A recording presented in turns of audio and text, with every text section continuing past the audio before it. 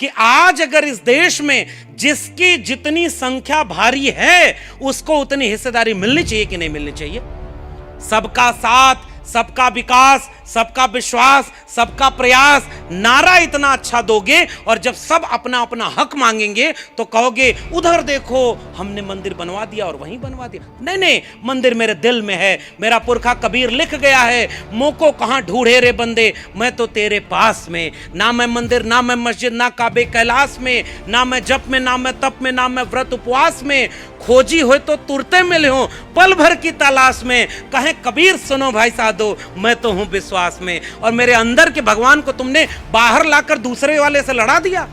नहीं साहब, इस खेल को तुम्हारे हम समझते हैं और हम जानते हैं कि हमारे देश की बहुसंख्यक आबादी शिक्षित नहीं है, जागरूक नहीं है। इसलिए पुराने लोग जो बैठे हैं उनको पता होगा आज से 20-25 साल पहले कुछ मूर्तियां दूध पीने लगी थी। गलत तो नहीं कह रहा? फिर से मैं कह रहा हूं, I am not a prime minister of India. मैं जो भी कहूंगा, सच के सिवा और कुछ नहीं कहूंगा। आज भी गूगल करिए, आपको पता चलेगा कि एक समय मूर्तियां दूध पी रही थी। मैं केवल एक बात जानना चाहता हूं, आजकल प्यास नहीं लग रही? मैं इतना ही पूछना चाह रहा हूं। अगर पीती हैं तो आज भी पीना चाहिए ना। अखबार में आज गूगल करके देखिए कि वहां पर एक मंदिर बना जिसमें कहा जा रहा है कि वो थोड़े बीमार हो गए हैं, ठंड लग गई है शायद। नहीं करो ऐसा भाई। जिसको खुदा भगवान ईश्वर को मानना होगा वो दिल में मानता होगा। सरकार हम चुनते हैं शिक्षा, स्वास्थ्य, रोजगार के लिए, स्कूल, कॉलेज, हॉस्पिटल बनाने के लिए, सड़क बनाने के लिए, अच्छा विकास करने के लिए। धर्म का काम लोगों का निजी काम होता है। धर्म का काम करने वाले राजनीति करने लगे और राजनेता यहां पर पुजारी बन के बैठ गए। तस्वीरें याद है ना आपको? शिवाजी इसलिए ऐसा राज चाहते थे जहां वो नाप और जोख कराते हैं कि किसानों से कितना टैक्स वसूला जाएगा, इसकी पहले नाप जोख होगी।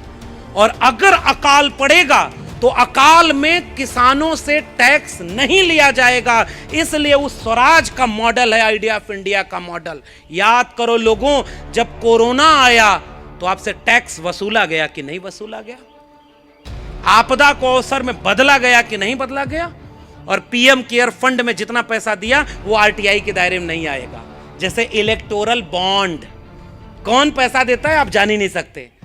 आपका पैसा लेकर के कोई फकीर राजा बन गया और आपको भिखारी बना दिया, और उसे पता है कि आप भिखारी बन चुके हैं, इसलिए उसने घोषणा कर दी है अगले 5 साल तक 5 किलो अनाज मुफ्त में मिलता रहेगा 80 करोड़ लोगों को। बधाई हो, ये आपका आ गया है राज। शिवाजी का राज ये नहीं था। शिवाजी का राज खेती किसानी का राज था।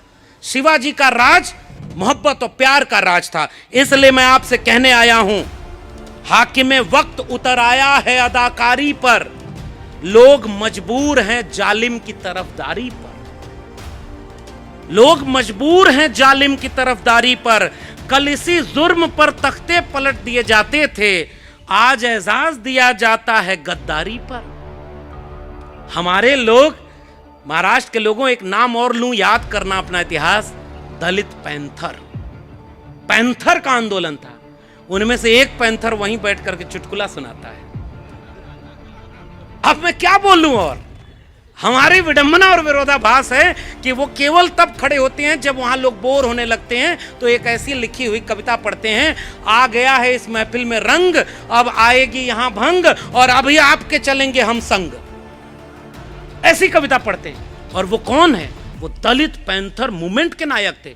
बाबा साहब अंबेडकर ने एक मंदिर जाने का आंदोलन चलाया और बंद कर दिया। उन्होंने कहा कि मिलिंद कॉलेज खोल रहा हूं, अपने बच्चों को बचाना होगा तो स्कूल, कॉलेज, विश्वविद्यालय बनाना, मंदिर मस्जिद की लड़ाई तुम्हारी लड़ाई नहीं है। आज वहीं बैठे हैं वो लोग, सबसे आगे किए हैं। और इसलिए मैं आपसे कहने आया हूं, हम करें बात दलीलों से तो रद्द होती है, उनके होठों की खामोशी भी सनद होती है। कुछ न कहने से भी छिन जाता है एजाज़ सुकन, जुर्म सहने से भी जालिम की मदद होती है। इसलिए ये जो जुर्म हम सह रहे हैं ना, जहां दब्बू होते हैं वहीं जालिम पनपते हैं। बाबा साहब अंबेडकर दब्बू होते तो सयाजी बाग गए, वहां पर पढ़ करके लौटे थे ना डॉक्टर अंबेडकर। 32 डिग्रियां लेकर विदेश से लौटे थे, 4 पीएचडी और 32 की 32 ओरिजिनल डिग्रियां थी, एक भी फेक डिग्री नहीं थी उसमें। और वो जब वहां पर अधिकारी बनकर के बैठे तो फाइल फेंक कर दी जा रही थी। यही है विश्व गुरु, यही है सोने की चिड़िया। डॉक्टर अंबेडकर को पानी पीने को वो नहीं मिलता था जो सबको मिलता था। वापस लौटकर बड़ोदरा में आए तो सयाजी बाग में बैठकर रोए थे डॉक्टर अंबेडकर कि इतना पढ़ लिख करके मैं लौटा हूं, मेरे साथ जब इतनी ज्यादती हो रही है तो मेरे लोगों के साथ क्या होगी। डॉक्टर अंबेडकर के पास भी मौका था कि विदेश चले जाते। 4 बच्चे मर गए डॉक्टर अंबेडकर के असमय, पत्नी मर गई, घर बर्बाद हो गया। लेकिन डॉक्टर अंबेडकर सयाजी बाग में संकल्प लिए थे कि जब तक जाति व्यवस्था को खत्म नहीं कर दूंगा, इस भारत को नहीं छोड़ूंगा। एक रात में विदेश का पत्रकार जब डॉक्टर अंबेडकर से मिलने आया तो डॉक्टर अंबेडकर पढ़ रहे थे रात में जागकर। उस पत्रकार ने कहा कि डॉक्टर अंबेडकर आप सोए नहीं। डॉक्टर अंबेडकर ने कहा कि मेरा समाज सो रहा है इसलिए मैं जाग रहा हूं। यह वाक्य हम भूल गए और कहते हैं कि हम 90% है, राज कहां है हमारा। और सोने और जागने की बात, 5 मिनट, सोने और जागने की बात में मुझे फिर से कबीर आते हैं याद। सुखिया सब संसार है, खावे और सोवे, दुखिया दास कबीर है, जागे और रोवे।